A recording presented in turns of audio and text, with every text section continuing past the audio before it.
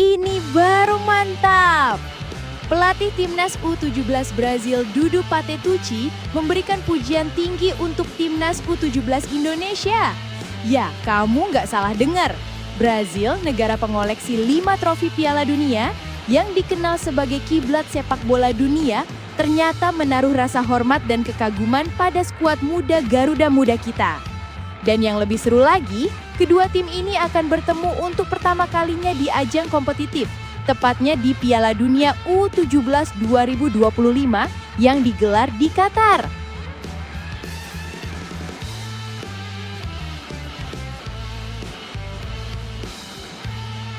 Timnas U17 Indonesia di bawah komando pelatih Nova Arianto siap tampil di Piala Dunia U17 2025 di Qatar. Skuad yang dibawa kali ini disebut-sebut sebagai skuad dunia karena berisi pemain-pemain muda terbaik Indonesia dari berbagai daerah, bahkan ada yang berkarir di luar negeri. Menariknya, Indonesia juga jadi satu-satunya wakil Asia Tenggara di turnamen bergengsi ini. Simak sampai selesai. Serta beberapa berita Timnas Indonesia hari ini. Selengkapnya hanya di Zona Timnas Indonesia.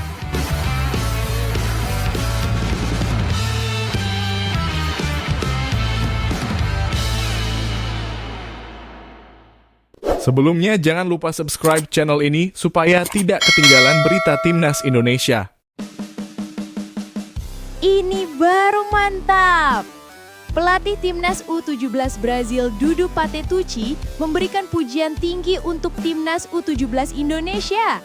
Ya, kamu nggak salah dengar.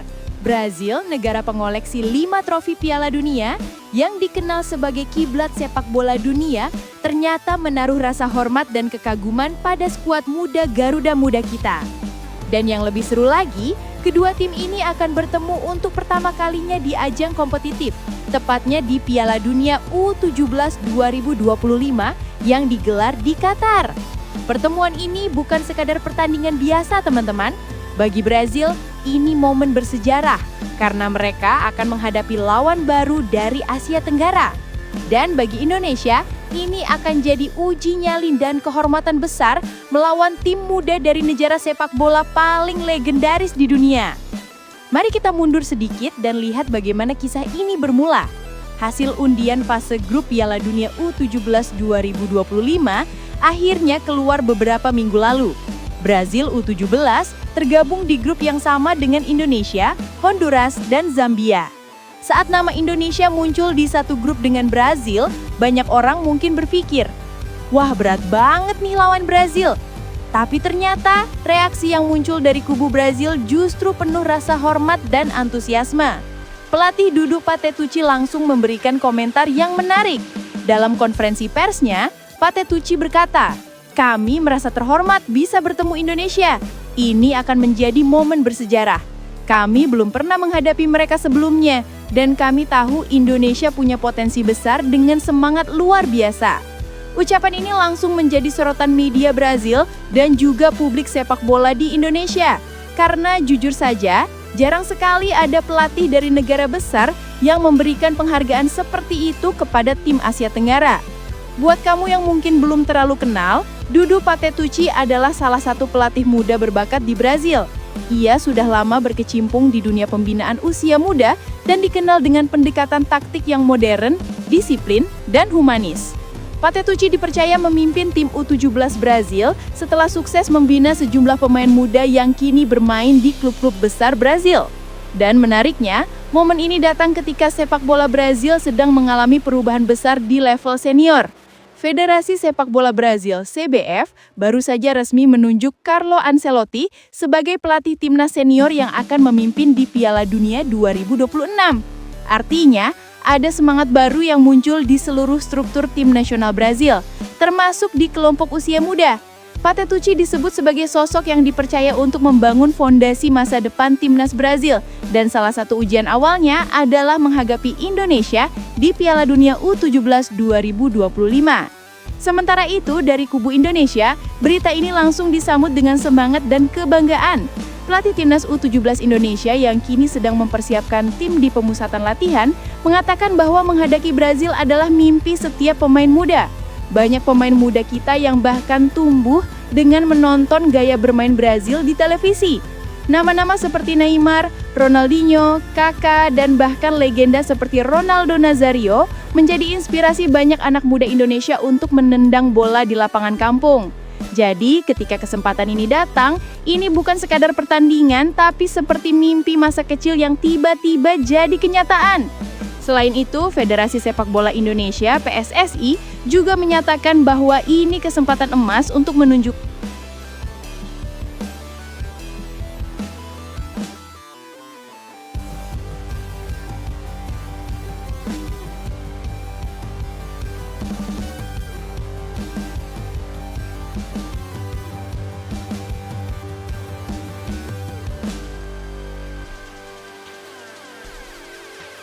ini baru mantap! Pelatih timnas U17 Brazil Dudu Patetucci memberikan pujian tinggi untuk timnas U17 Indonesia. Ya, kamu nggak salah dengar. Brazil, negara pengoleksi 5 trofi Piala Dunia yang dikenal sebagai kiblat sepak bola dunia, ternyata menaruh rasa hormat dan kekaguman pada skuad muda Garuda Muda kita. Dan yang lebih seru lagi, kedua tim ini akan bertemu untuk pertama kalinya di ajang kompetitif, tepatnya di Piala Dunia U17 2025 yang digelar di Qatar. Pertemuan ini bukan sekadar pertandingan biasa, teman-teman. Bagi Brazil, ini momen bersejarah karena mereka akan menghadapi lawan baru dari Asia Tenggara. Dan bagi Indonesia, ini akan jadi uji nyali dan kehormatan besar melawan tim muda dari negara sepak bola paling legendaris di dunia. Mari kita mundur sedikit dan lihat bagaimana kisah ini bermula. Hasil undian fase grup Piala Dunia U17 2025 akhirnya keluar beberapa minggu lalu. Brazil U17 tergabung di grup yang sama dengan Indonesia, Honduras, dan Zambia. Saat nama Indonesia muncul di satu grup dengan Brazil, banyak orang mungkin berpikir, wah berat banget nih lawan Brazil.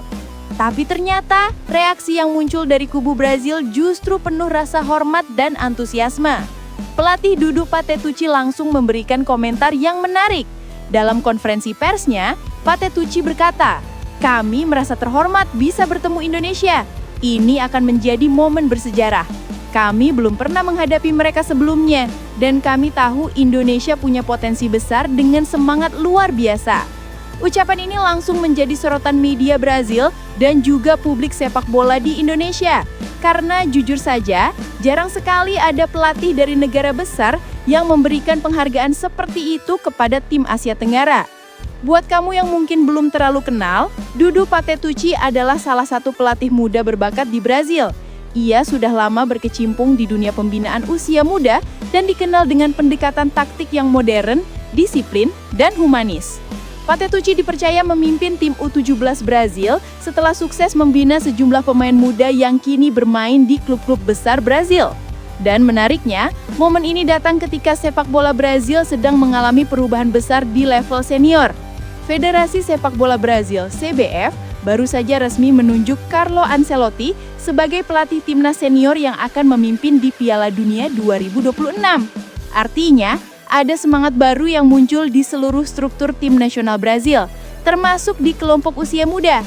Patetucci disebut sebagai sosok yang dipercaya untuk membangun fondasi masa depan timnas Brazil, dan salah satu ujian awalnya adalah menghadapi Indonesia di Piala Dunia U17 2025. Sementara itu, dari kubu Indonesia, berita ini langsung disambut dengan semangat dan kebanggaan. Pelatih timnas U17 Indonesia yang kini sedang mempersiapkan tim di pemusatan latihan mengatakan bahwa menghadapi Brazil adalah mimpi setiap pemain muda.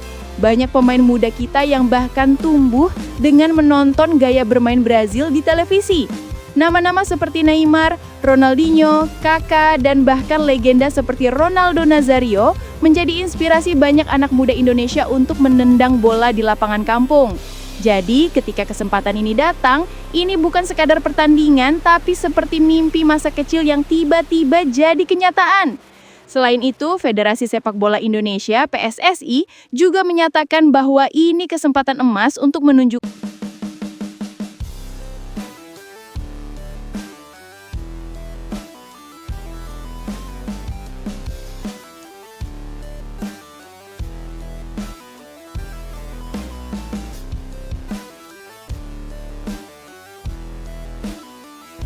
Alhamdulillah, kabar super baik.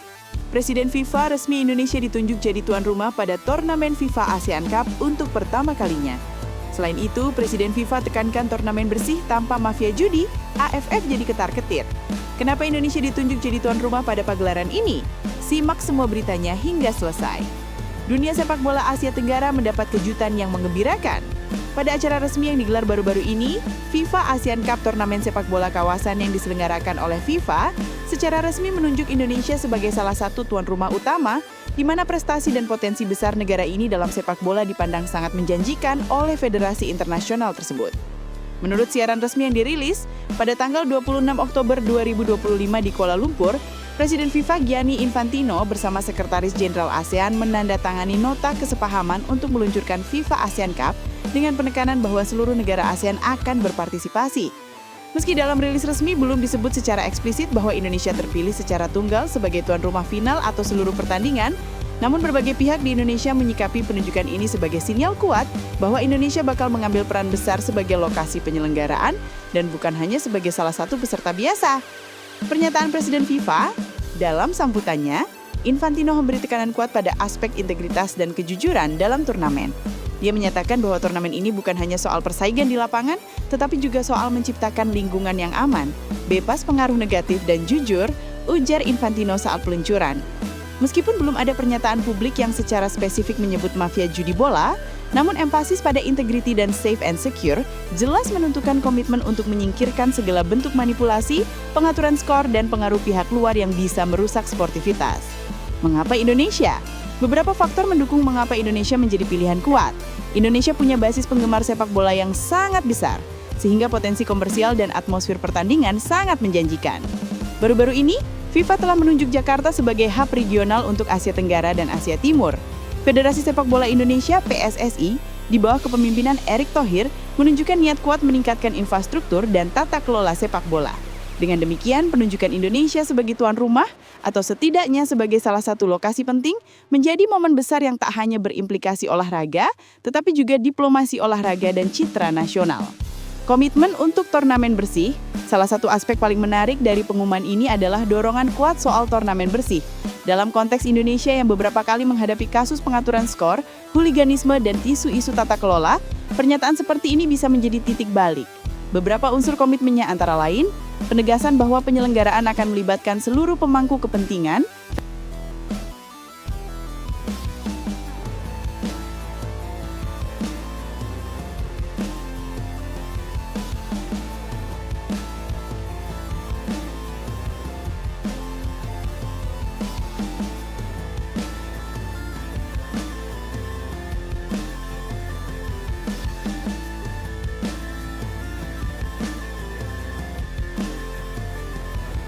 Setelah pertandingan uji coba yang mempertemukan Garuda Asia melawan Pantai Gading, dunia maya, terutama di Pantai Gading sana, langsung rame banget. Komentar-komentar dari warganet Afrika itu bikin kita tepuk dada bangga, tapi juga senyum-senyum geli. Tapi sebelum kita bahas semua reaksi panas dari warga Pantai Gading, mari kita flashback dulu gimana sebenarnya perjalanan Timnas U17 kita menjelang Piala Dunia U17 2025 ini. Karena jujur aja, hasil imbang lawan tim kuat seperti Pantai Gading itu bukan kebetulan, tapi hasil kerja keras yang luar biasa dari anak-anak muda kita. Tonton hingga selesai ya. Timnas Indonesia U17 di bawah asuhan Coach Nova Arianto sekarang lagi berada di Dubai, Uni Emirat Arab. Mereka sedang menjalani pemusatan latihan atau training camp terakhir sebelum bertolak ke Qatar, tempat digelarnya Piala Dunia U17 2025. Persiapan ini bukan main-main. Tim kita udah jalani beberapa laga uji coba melawan negara-negara yang juga akan tampil di turnamen bergengsi itu. Salah satu pertandingan uji coba yang paling jadi sorotan adalah ketika Indonesia U17 kalah tipis 1-2 dari Paraguay. Tapi yang menarik bukan kekalahannya, melainkan bagaimana permainan Garuda Asia di laga itu menunjukkan kemajuan besar, disiplin, pressing rapi, dan serangan balik cepat. Dan puncaknya terjadi pada tanggal 27 Oktober 2025 waktu setempat ketika Indonesia U17 menghadapi Pantai Gading, salah satu tim kuat dari Afrika yang baru aja finish di peringkat ketiga Piala Afrika U17. Tim yang dikenal dengan fisik tangguh, permainan cepat, dan mental baja. Pertandingan ini jadi ujian sesungguhnya buat Garuda Asia. Semua tahu, tim-tim Afrika terkenal punya stamina dan kekuatan luar biasa. Pantai Gading bahkan hampir lolos ke final di turnamen Afrika, tapi kalah lewat adu penalti lawan Maroko. Namun siapa sangka, dalam laga itu, Indonesia tampil luar biasa solid. Lini belakang yang dikomandoi kapten muda penuh karisma mampu menahan serangan-serangan berbahaya dari para pemain Pantai Gading. Skor akhir 0-0. Tidak ada pemenang. Tapi buat timnas Indonesia, hasil imbang ini terasa seperti kemenangan besar. Bayangan, tim yang baru 1 dekade lalu bahkan kesulitan menembus kompetisi Asia, sekarang bisa menahan imbang salah satu tim top Afrika. Ini bukan kebetulan, ini hasil dari perubahan mentalitas, pelatihan, dan semangat juang anak muda Indonesia. Dan setelah peluit panjang dibunyikan, bukan cuma media Indonesia yang heboh. Dunia maya di Pantai Gading juga langsung ramai banget. Banyak netizen di sana nggak percaya tim mereka ditahan imbang oleh Indonesia, negara yang dalam pandangan mereka bukan kekuatan besar sepak bola dunia. Salah satu komentar yang viral berbunyi begini, "Jika kamu tidak bisa mengalahkan Indonesia, maka kamu tidak layak bermain di Piala Dunia." Keras banget ya. Yang lain menulis, tim kita melemah mendadak, bermain seperti tanpa semangat menjelang turnamen besar ini. Dan ada juga yang bilang dengan nada kecewa tapi lucu, "Indonesia lagi, teman-teman, itu tidak bagus."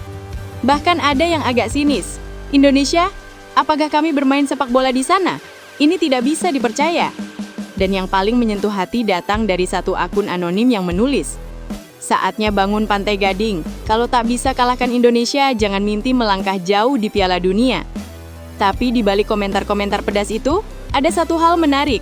Banyak juga warga Pantai Gading yang justru memuji tim kita. Mereka bilang, anak Indonesia bermain disiplin, mereka kecil tapi cepat dan punya semangat tinggi.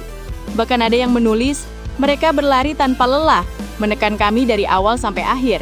Kita pikir akan mudah, ternyata tidak. Dan ini nih komentar yang paling sering muncul. Tim Asia itu punya teknik yang bagus, bola-bola pendek mereka sulit dibaca. Dari situ kelihatan